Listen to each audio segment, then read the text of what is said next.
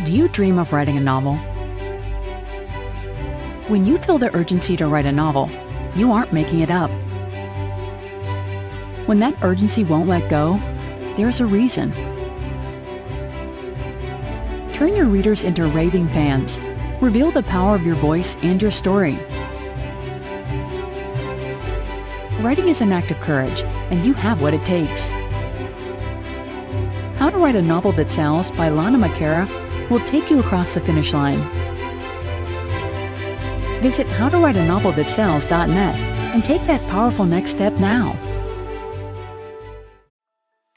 Welcome to the Fiction Writers Podcast with Lana McAra, where you will discover tips, tricks, and ideas for fiction that is #unputdownable. Here you'll find new energy, new perspectives, new resources, and new ideas that will spark your creativity into a blaze of brilliance. It's easier than you think. Be sure you visit our website at www.fictionwriterspodcast.com. While you're there, subscribe to us via your favorite network. Now, get out your notebook, tune in, and let's get started. Historical fiction takes a lot of research. Historical fiction in Europe takes even more. And that's what we're going to talk about today. My name is Lana McAra, and welcome to the Fiction Writers Podcast, tips, tricks, and ideas for fiction that is #unputdownable. Today, I am excited to welcome a returning champion to our broadcast, Joseph Muller. Joseph lives in St. Louis, Missouri, with his lovely wife, crazy child, and 2 lazy dogs. He has lived in Canada, Europe, and other places while obtaining a master's degree in architecture and a BA in history. He's written 2 novels, with 1 on the way and a children's book in the making. Welcome, Joseph. Hey, thanks for having me. I see architecture and history. I don't see anything about writing in there. No, but architecture you don't, but a history degree, there's a lot of reading. You learn to read and digest very quickly, and you do build up an ability to write. So it's always been something I've done. It's always been but it was never anything that I thought. I always thought I had a decent felicity with words, but I never really thought, oh, this could, I could actually put together a novel, much less, make a little money off of it. Yeah. So did your degree in history just go right into novel writing, or was there a gap there where you had to make a decision? No, there's a big gap. I always kind of wrote stuff. I have notebooks just lying around my house that are just filled with aborted books. And I just wrote and wrote and wrote. And it was only until it was honestly 2017. So we're talking decades after I had gotten my history degree, and I had, gotten into architecture and then gotten into a different career. So I'm not even in any of those, honestly, I got a really bad concussion, and I couldn't watch TV and I couldn't do anything digital. And so I was stuck, and I was stuck kind of like in the real world, in the horrible real world. And I was just writing as I did. And all of a sudden, I was 100 pages in, I was 150, it's like everything and every kind of, that sheer act of forcing myself to just concentrate. All of a sudden I go, oh, wow, there's something here. And I think it's pretty good, actually. So it was something I've always wanted, something I always wanted to do, but never, truly gave it a full time, my full attention until all of a sudden I had to. I didn't have to, but then, it was almost thrust upon me. Yeah, that's so interesting. So you could write and focus on that. You just couldn't watch a screen. Yeah, that was fine. My head was clear, unless screens just gave me horrible. It just gave me really bad aching headaches. But I could sit down and concentrate on anything in the world, but not screens. So it was a blessing in disguise. And what's funny is I've never gone. I kind of. Of course, I still watch TV and everything, but I've never gone back to kind of that, what I was doing before. So it's kind of been a blessing in disguise, just a strange one. Yeah, that is a very interesting. My daughter used to get migraines from strobing lights. Um, even in the real world, if there was a police car with a light going, she'd be covering her face. But on screen, the television, if there was a light strobing, she would also have to cover her face. So Yeah. interesting how that works. That the brain is processing differently, with different kinds of stimuli. Yeah. So what led you to Europe in particular? And you go way back, 1300. Yeah, I was always my history degree was always focused more towards Europe. I just found it I'd say more interesting, but with American history, my mother was kind of she taught grade school and she did American history, and so I was always so surrounded by American history that it's something that bored me, but I found European history so much more interesting. And to some extent, European history is so much more bloody. And I mean, American history has its bloody moments, but European history, you just can't beat it pound for pound or I guess bucket of blood. And so that was a big part of it.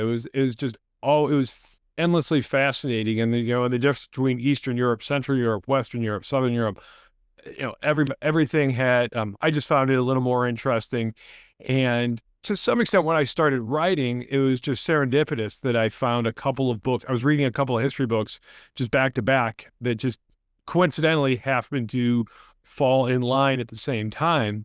And I thought, boy, that'd be a really it's just an interesting world to inhabit. And it was kind of an interesting time period in the world. And it helps that most historical fiction honestly takes place in the American Civil War, World War I, World War II. I mean, I don't know what it is, but I would say it's probably about 80% of the historical fiction takes place in those three time periods. And so I thought I'm going to try to do something that's just a little, a different time period, something a little different than what people are used to. So what years are your books in? Well, the first one I published in 2020 is late 17th, early 18th century Europe, and it's kind of from all the way from it's centered around Bohemia, Austria, but it goes all the way from Italy to Russia to the Balkans. And this new one is a little more concise, and that because that story takes place over decades. And this next one, the one I just published, is a murder mystery, and it's set in 13th century southern France, kind of the area of between the border region between France and Spain. Pardon me. Okay, okay, in the Pyrenees Yes. Yeah. region. Yeah, yeah. Very interesting. So how do you get the daily life details of especially like 1200, 1300? Yeah. I mean, the one thing I love about historical fiction is that it allows you to get inside the mind of people who, there's an old saying that the past is a different country. And so you have to approach it with a little bit of the notion that, well, humans are humans. I mean, like that, love is love and hate is hate and all these, fear and all these things, all these, grand emotions were present then or present now. So you were always dealing with humans, but yeah, there's a particular way that people thought. I always thought it was more important, while acknowledging that anything you write is going to be slightly anachronistic. You just know that anything is going to be, is going to be tinged by your modern sensibilities a little bit. You can't avoid that.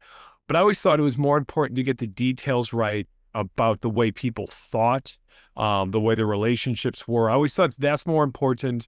Because you can read and understand about, the day-to-day living, the dress, the manners, all that stuff, the way wars were fought. My books tend to be a little violent. But what I thought was more important was to understand what was going on in people's heads at the time, because even though humans are humans, they do value different things at different times, and they do, honor was a big thing for both my books. Honor is a big thing. It's not as much of a big thing now. So I felt so, lots of reading. I hate to say it, lots and lots of reading. There's no way around it. You've just got to read about stuff. And I've also found there's a lot of good podcasts that are pretty good. at least filling in the historical, the nuts and bolts of the history around it. Okay. This is really interesting to me because I do my historicals are set between 1870 and 1890. I did a couple books in 1925, but the thought of going back all that far, I mean, sanitation, you know, bathrooms and bathtubs, Yeah. Yeah. you know, those kind of things, that just boggles my mind to think about. Well, I think it's one of those things that what I always thought was that they wouldn't make a big deal about certain things like that because it wasn't a big deal. Yeah, I mean, what's funny, before the Black Death, people baths were a relatively regular, at least once a week kind of occurrence. It was after the Black Death that Europe went, oh, baths are terrible, but they wouldn't think. Always have to remember what they're doing. They don't think is weird, and so if you draw it out that it's weird, and in your writing, especially because both my books I wrote first person. My next one, I think I might switch to third person on another one I'm working on, but they wouldn't dwell on those things. And so, in my first book, I remember talking about how, like, you just you're just walking through and there's just, there's just, shit and piss in the streets. And like, that's not a thing. It's just there. You just accept it because it just is. But we would find it repellent, but that was just the way they lived. And so you can't dwell on it because they did. Right, right. And you can be selective about what you choose to talk about, in the story. And I mean, to some degree. I think values is a word you said that's very, very important, because having been lived a few places around the world myself, the value system that other people have in other countries and other cultures is not the same as we have here in the U.S. We lived on a Caribbean island. It was very poor, and parents were always leaving their children behind and going to the United States to get jobs. So to us, we would never think of leaving our child behind. Mm-hmm. Right, They right. do it all the time. Yeah, it's just it's amazing what people will do to survive, both historically and the present day. So yeah, I think you're exactly right. Yeah. So how do you isolate those nuances? How do you find them? How do you find those? Because to me, that is like meat, to the story. You mean how do you isolate those values or in what things Values. right? I think that's a great question. Gosh, I'm not. Let me formulate my thoughts here for a second. I think once again, I mean, you always have to go back to people are still driven by emotions. It's just which emotions come to the fore. In the second book, in The Village in the Clouds, a big part of it is the notion of that, well, both of them actually, it's strangely enough, are aristocrats, but they're very different type of aristocrats. But that one of them was like, I am not going to let these damn peasants push me around. I mean, it's a silly thing, but it's a notion that a 13th century French aristocrat would cling to dearly. It would be the most important thing. I mean, the fact that they had that they were in an elevated position and that that everybody else is below them. And now, he's not a jerk about it. It's just the way they were. And so, whereas we value some other things, in Americans, we value sincerity. Like that's the most important thing. Whereas in other cultures, being able to, defend yourself, defend your honor. I keep bringing up honor again and again, is the most important thing. Both of my protagonists in both my books, or at least the narrators, are very honor bound. But one is almost a contemptuous honor, while one is more of the kind of evolving the aristocratic sense of noblesse oblige, where you feel like, well, I'm in charge. I'm put in charge, but there's a reason why, and I have duties that I have to perform. And so you always want to be tethered to the human emotions, the human relations, but you have to figure out what which of those emotions is the strongest, I guess, is way I try to try to keep them true, so that a reader will think, oh, this person's a little different than me, but I understand them. And I've always found that the most interesting fiction or nonfiction, when you read about someone and you go, I don't know if I agree with that person, but I get why they did it, And I think that's what a hallmark of good writing is, to even if someone does something that you wouldn't do, that you understand why. Beautifully said, because that was my next question. To be able to portray a character without judgment, because as a storyteller, you want to portray them in their value system without going into your own stuff of, how you feel, how do you view them. I know it comes through a little bit, but suspending your own judgment, how do you do that when somebody's doing something heinous? I mean, something awful. Yeah, I mean, it's one of those things that, I mean, it's part of what you have. It's actually part of the fun of being an author, is that you can inhabit other people's minds, and it makes you question as a person, would I do this? What would I do if I were put in this situation? And so it's actually a little humbling, because we moderns have this notion that we would always be in any time period on the side of goodness and light, and we delude ourselves into thinking that, and in my opinion. But whereas when you write about them, you understand that if they're doing something that you wouldn't agree with, that there's still that part of you in that character that is doing that. And so it allows you to, I don't want to say become a psychopath, but it allows you to push your own kind of moral boundaries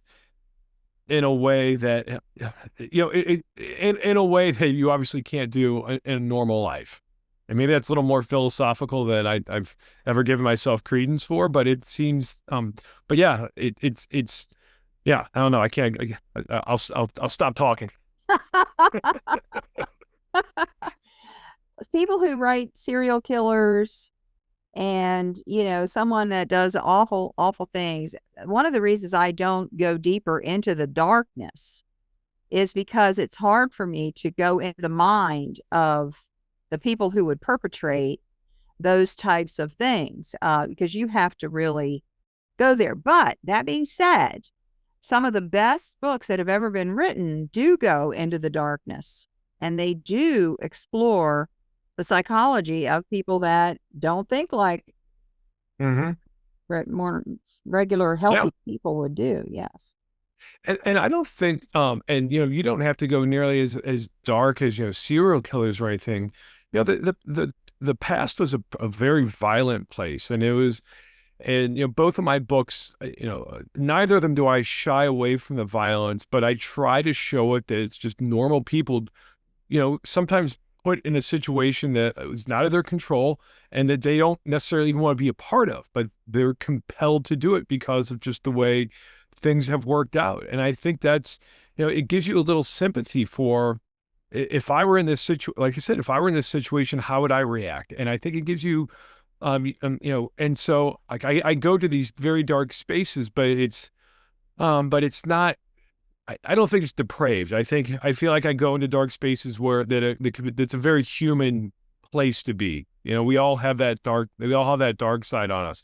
What I always think is really funny is my wife said this to me. She's my first reader, and she goes, "You're really kind of, like you're a little dark, for lack of a better word." She's like, "You have no problem killing people in this." And what's really funny, she goes, "But you're not an unhappy person." And they're like, "No, quite the contrary. I'm a very very happy, I feel well-adjusted person. But this is my way to kind of, touch that part of the world that is scary and dangerous without necessarily, without having to be a part of it." Yes, exactly. And there's another facet that I just love this conversation, just because I don't get to talk about this stuff very much, Me where either. we have to be a little ruthless in where the character's going and the things they go through and the choices they make, we have to be a little ruthless about it. No question about it. I've killed off some people in some books, and my first book, I had a friend who, this was when I was right before I was going to publish it, and I gave her just a Word copy, and I said, I don't know if I'm going to publish this. Would you mind reading it? And she wrote me back in about 5 days, and she was swearing at me. She's like, I mean, like angry at me. She was, I mean, like literally angry. It was about 2 or 3 minutes. And I went, okay, I'm on to something here. It's good, because if I made someone that angry about it, about something I didn't want to do, I didn't want to do it, but I knew I had to do it. I figured, okay, then I think I've gotten an emotional connection, which is what you're trying to do as an author. But yeah, I don't take glee with, you don't take glee with killing people. I mean, some characters you do enjoy killing, but there's some that you're like, oh, can I figure out another way? You're like, nope, it's got to happen. And yeah, it's brutal, because you grow to love. I grow to love some of my characters too. I absolutely love some of my characters, and I loved writing them. And there's a bittersweetness that when it's over, that like this world is over. This world is over. And what's funny is I just finished up the sequel to my first book called Among the Long Knives. I finished up the sequel to it. I have to write everything by hand. And I wasn't going to do it. I wrote it without a sequel in mind. And I had so many people say, well, you kind of left him in a really bad spot. Would you maybe, consider, writing a sequel? I'm like, no, I'm not going to do it. And the second I put pen to paper, it's like, oh, I'm back in this world, and it felt really good and really enjoyable. And then I put the poor guy through hell again. That's exactly what happened to me after my first book. I was not planning a sequel, and I ended up writing 4. Oh, wow. Yeah. That series. And when the 4th book was done and I knew it was finished, I literally grieved for a few months. Oh, but yes, same. No question about it. No question about it. You grow to love these characters like so much, and they become a part of you. They do. They're like friends. You go hang out with your friends, I know that sounds a little crazy, but well, what's funny is with my first book, I had so many people say to me, oh, so this, you're writing, like, oh, is this you? Like, is the main character? I go, no, this is the dude I wish I were. I think, like, it's just not me. I am not nearly this cool. Yeah. I ghost wrote a Western book a couple years ago, and it was fairly lengthy. And there was this character in there that was this young guy, is maybe 18 years old, full of life, funny guy, very, just somebody that you would love to be around. He was just a fun-loving guy. And we got to a certain point in the story, and I told my client, we need to shoot him. He needs to die. And my client is like, no. Yeah. Him of all people, because I knew that's what the story needed. Yeah, you absolutely you have to be, like you said, you have to be ruthless. You absolutely, when the time comes, you can't, it's almost your duty as a writer. And, and that's not that you have to kill every character that you like. There's, plenty live. But yeah, there's times when you have to make those decisions. And I think that, in the second book, I really thought, I was like, oh, I don't want, I was like, I don't want to do this. I don't want to write that in. But something happens and it's pretty terrible. And I'm like, oh, I didn't want to do that, but what can you do? You're almost compelled to do it. Yeah. The integrity of the story. That's number one. That's number one. Yeah, exactly. Right. Exactly. So, yeah. So, anyone listening, if you're, writing a book and you got this character that just has come forward as somebody great and you really like them, sometimes you got to bite the bullet. Yeah. And then if someone says, I was just at a book club a couple days ago, and someone was saying, like, you make me care about your people. You make me care about people, and then you You can take them away from me. And I said, well, thank you. So all I can say is thank you. Absolutely. So Mhm. let's just move on a little bit. What do you think is the value of writing historical fiction? Good question. I think that it allows you to get inside the mindset. Like I said, the mindset of people in the past, and I think we've developed a really unhealthy contempt for the past because, like I said, we think that we would, we have we have the benefit of living our rich, comfortable lives, that we can judge people, and you can go back in the past and you can realize, my God, how hard it was, just mere survival, and and it puts you in a mindset of going, you know what you know not what I survived, but it puts you in the mindset of just being appreciative of, how hard everything was in the past. It truly was. The more history you read, the more you go, oh my God, this was incredible that we've even come to this place as a species. And then but then when you can inhabit someone's mind, when you can see, when you can, fiction just gets you into into a place that a history book never will, into that emotional place. So you can truly understand why why people are motivated some way.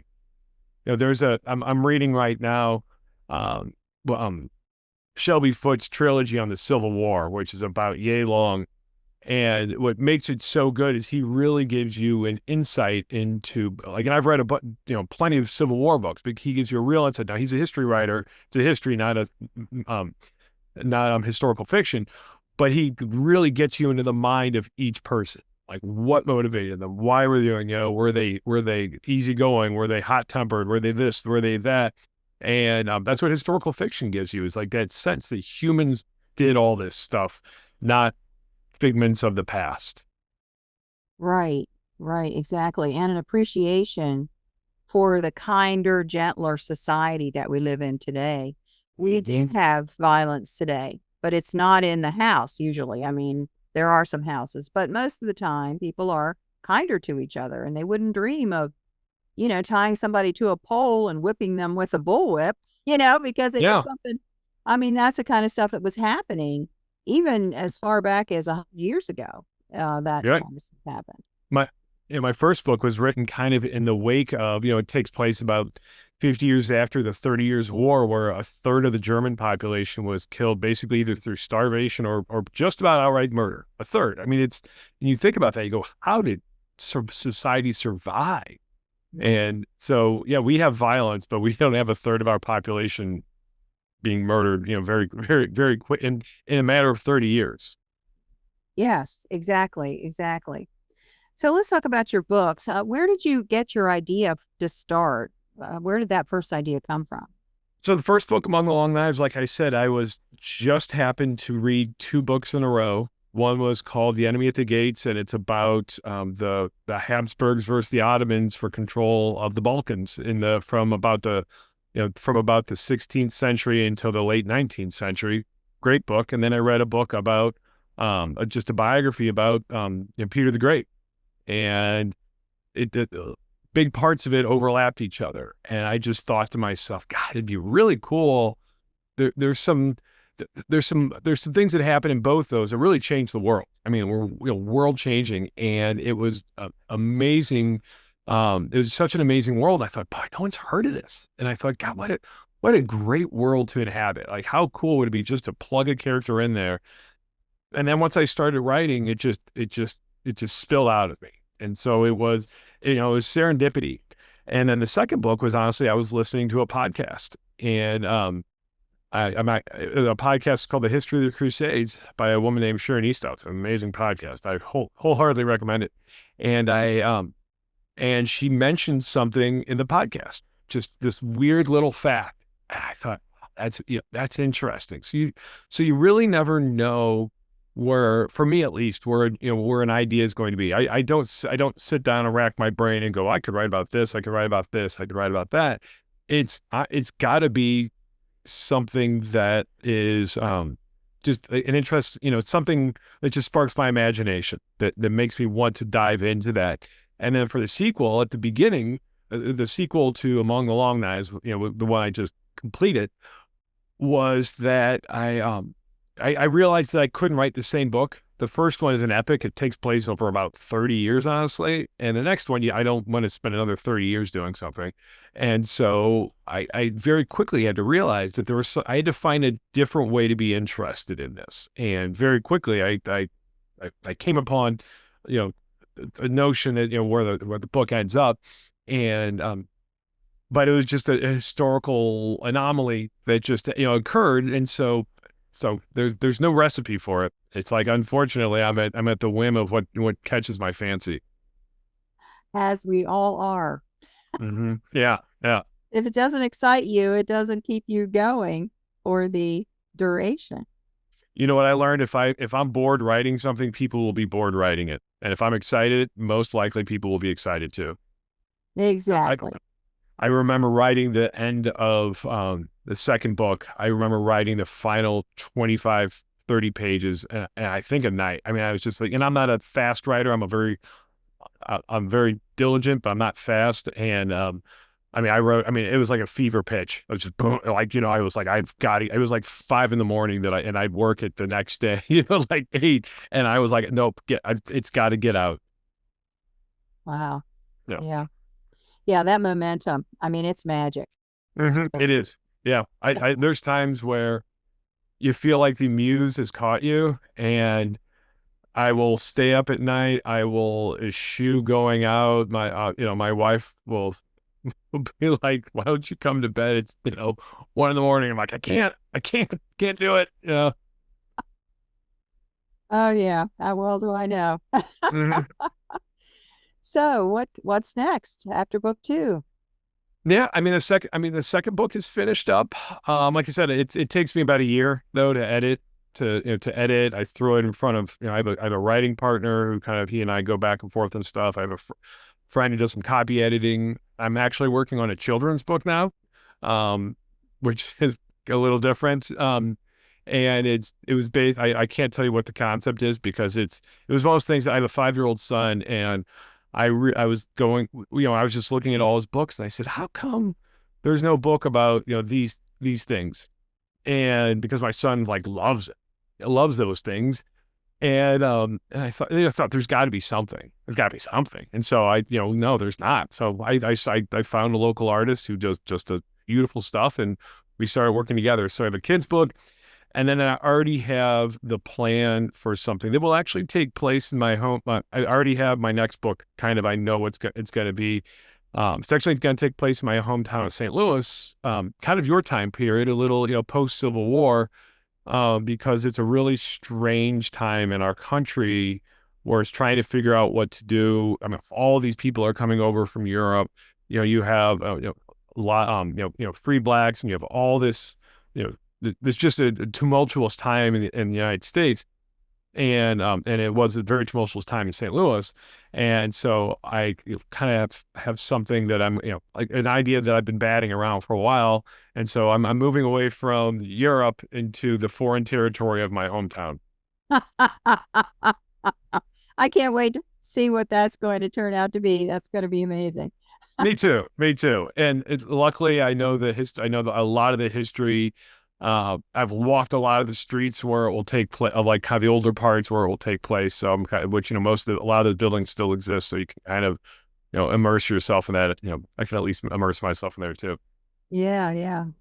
So how can we get more? Where did we find you? You know what? I self-publish through Amazon. My first book, like I said, my name is Joseph Muller, Muller.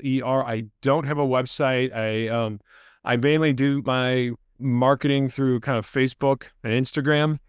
But I just self-publish on Amazon. So the first book is called Among the Long Knives by Joseph Muller. The second one is The Village in the Clouds.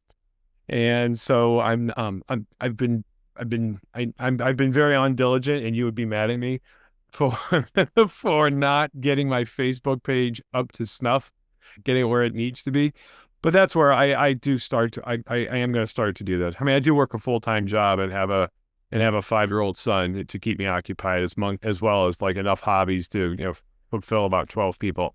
So, this is just the weird hobby. So yeah, that's where you can find them. But like I said, yeah, I self-publish through Amazon. Okay. Awesome. Mm-hmm. Joseph, thank you so much for being with us today. This has been great. Oh, thanks for having me. I love talking to you, and yeah, we'll talk later. Yeah, absolutely. And thank you for being with us today. See you next time. Bye now. Thank you for tuning into the Fiction Writers Podcast with Lana McAra, where we share tips, tricks, and ideas for fiction that is #unputdownable. Remember to visit our website at www.fictionwriterspodcast.com and enjoy even more great episodes like this one. Again, while you're here, subscribe to us via your favorite network. We look forward to seeing you next time on the Fiction Writers Podcast.